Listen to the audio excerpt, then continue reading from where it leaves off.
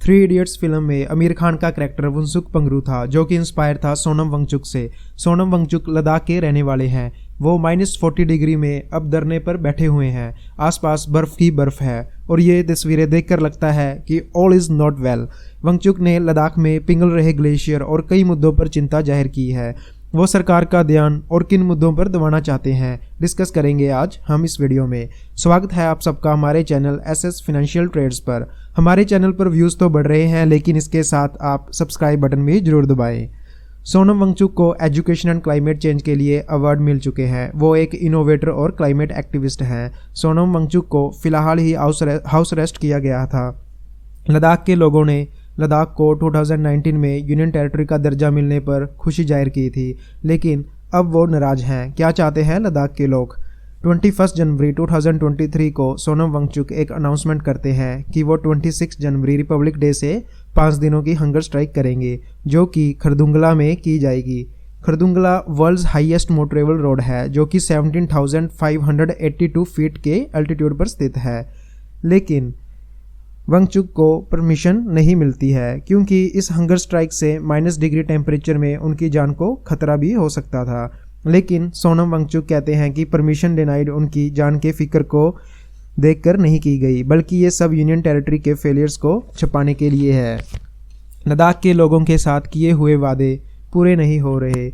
2019 में जम्मू कश्मीर से आर्टिकल 370 हटाया गया और लद्दाख को अपनी खुद की अलग आइडेंटिटी यूनियन टेरिटरी के रूप में मिल गई। लद्दाख के लोगों ने गलियों और बाजारों में नाच के खूब जश्न मनाया। लद्दाख पिछले 70 सालों से इस दिन के इंतजार में था, पर इससे पहले लद्दाख हमारे बजट और पॉलिसीज़ में एक तरह एब्सेंट ही रहता था। जितना भी फंड जम्मू एंड कश्मीर को मिलता था, उसका कुछ छोटा हिस्सा लद्दाख के पास पहुंचता था, क्योंकि सिक्योरिटी रीजन से कश्मीर में इन फंड्स की ज़रूरत ज़्यादा होती थी। पर Ladakh area wise Jammu and Kashmir से बहुत बड़ा है। ये पूरा हिस्सा 4-5 महीने के लिए इंडिया से पूरी तरह कट रहता है। लद्दाख के लोगों की कुछ छोटी छोटी डिमांड्स हैं, जैसे कि क्लाइमेट चेंज से बचने के लिए सस्टेनेबल डेवलपमेंट, अच्छी तरह लद्दाख के लोगों की political representation, security against climate change and China, Ladakh के लोगों की जॉब रिजर्वेशन।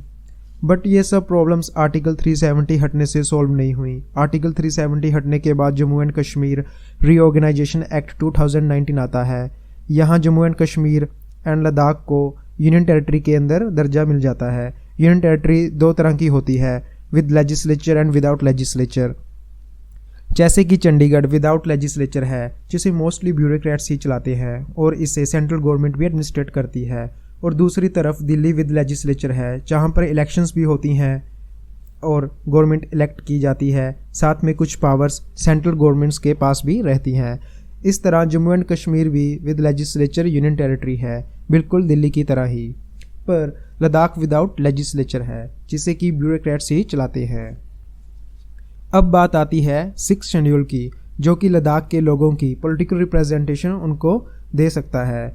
क्या है 6 शेड्यूल? ये इंडियन कॉन्स्टिट्यूशन में एक ऐसा प्रोविज़न है जो ट्राइबल एरियाज़ को सेल्फ एडमिनिस्ट्रेशन के लिए राइट्स देता है। इसमें ऑटोनोमियस काउंसिल में लोगों को रिप्रेजेंटेशन दी जाती है और वो गवर्नर को कोई लोकल स्पेसिफिक काम करने के लिए एडवाइस दे सकते हैं। बट 6 शेड्यूल स्पेसिफिकली इंडिया की नॉर्दर्न ईस्टर्न स्टेट्स के लिए लेकर आया गया था, जैसे कि असम, मेघालय, त्रिपुरा एक्सेट्रा के लिए। नॉर्थ ईस्टर्न स्टेट में ट्राइबल एरिया की पॉपुलेशन बहुत ज़्यादा है। आर्टिकल 244 के तहत भी ऑटोनोमियस डिस्ट्रिक्ट बनाया जा सकता है इन द ट्राइबल एरियाज़ में। लद्दाख में भी 2 हिल काउंसिल्स हैं, बट उनके पास लिमिटेड राइट्स हैं। लद्दाख की 90% पॉपुलेशन ट्राइबल पॉपुलेशन है। इस तरह लद्दाख के लोग भी चाहते हैं कि उन्हें 6 शेड्यूल में लेकर आया जाए और उनकी जॉब रिजर्वेशन की जाए। और लद्दाख के लोगों को 370 हटने के बाद ये भी डर है कि प्राइवेट कंपनीज यहाँ आकर उनके नेचर के साथ कोई खिलवाड़ ना कर दें। सोनम वांगचुक अपने ट्विटर पर शेयर करते हैं कि गवर्नमेंट उनसे एक बॉन्ड साइन करवाना चाहती है, जो कि अगले 6 मंथ्स के लिए उनको प्रोहिबिट करता है किसी भी प्रोटेस्ट में हिस्सा लेने से। ये कोई रिलीजियस एंड पॉलिटिकल मूवमेंट नहीं है, ये लद्दाख के लोगों की लद्दाख के क्लाइमेट और आइडेंटिटी को बचाने के लिए मूवमेंट है।